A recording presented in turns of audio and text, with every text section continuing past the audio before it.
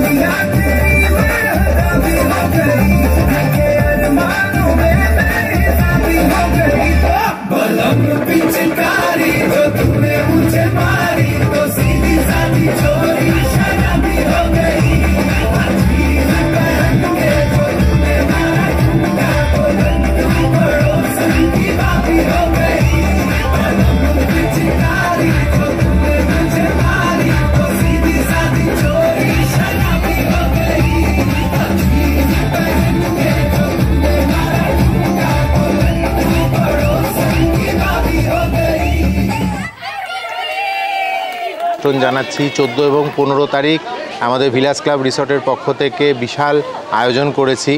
তার সাথে সেই 14 তারিখ এবং 15 তারিখে যারা যারা আসতে চাইছেন অলরেডি আমাদের বুকিং শুরু হয়ে গেছে।